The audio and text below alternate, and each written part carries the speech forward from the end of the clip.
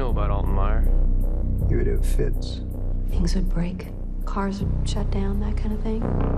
Others have described seeing things. Did he show you things? Yes. What kinds of things? I wouldn't know where to start. We need to know where he is. It's been dubbed genre-defying.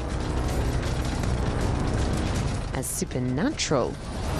You'll have no clue what you're dealing with, do you? It's okay. As it is intimately human.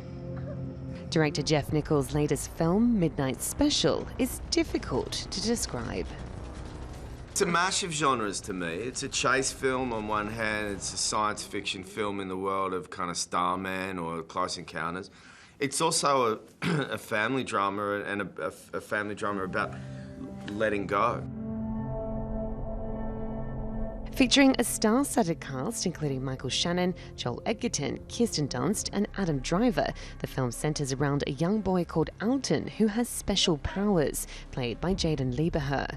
His father, Roy, portrayed by Shannon, is trying to protect him from various people and groups, including a religious cult and the FBI, who each want a piece of him. He's with me. He's my son. Yeah, well, you ought to watch your kid. Yeah, I got it. Thank you. But the sci-fi elements take a backseat to the father-son relationship that's explored, a result of what Nichols was going through in his own life. I'll always worry about you, Alan. That's the deal. When my son was 8 months old, he had a febrile seizure, which was really scary for my wife and I, and it just reminded us how precious kind of this thing is, and how little control we have over our son, over his well-being, over who he grows up to be. And it just kind of made me start to think about what it means to be a father. Like, why am I here? What am I supposed to do in this particular relationship? And in all my films, I try and find one emotion that's palpable, something that just can really punch you in the gut. And for this, it was this idea of having to say goodbye to my son. I'm sorry. To each character, Alton's powers mean something different, and perhaps the film's so hard to describe because even the actors weren't entirely sure what was happening.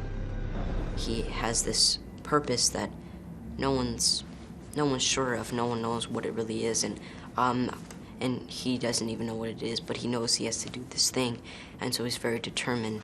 He believes in something. You don't. It doesn't matter. Good people die every day believing in things. Leaving viewers guessing is one of Jeff Nichols' trademarks. This is his fourth film he's written and directed, including Mud and Take Shelter, and his first backed by a major studio. But he didn't let that affect his vision and style. I think a lot of times writers try and use dialogue as a way to just further their plot. And plot doesn't interest me very much, but character does.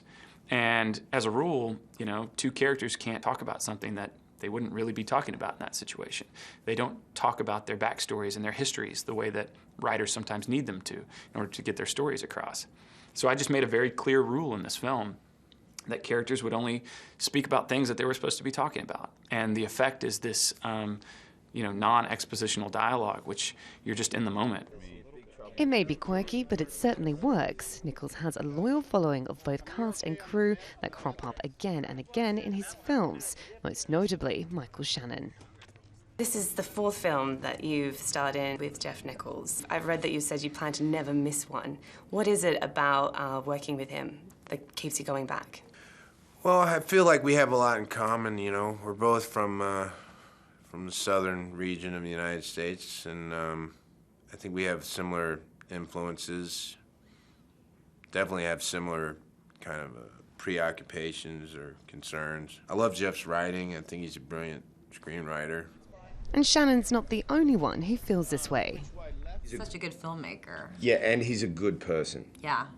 And life's too short to go on these journeys to cities you don't live in for that many months to make stories with people you don't like. And, you know, when I work with directors, quite often you'll realise the crew has worked with them on 2, 3, 4 projects. And it's really just a sign that not only are they good, but they're just a kind of a good person to hang out with. Mm-hmm. right? Yeah, no, I adore Jeff. You won't see us working together again. I say write a Michael Shannon role and then hire me, Jeff. I'm like, that's all you need to do, just switch it to a girl. It's the kind of loyalty that's rare in Hollywood these days, but then Jeff Nichols is proving he's not a typical director. And just like in Midnight Special, the bond between Nichols and his cast and crew may be difficult to explain, but then some things are better left unsaid. Jade Barker, TRT World, New York.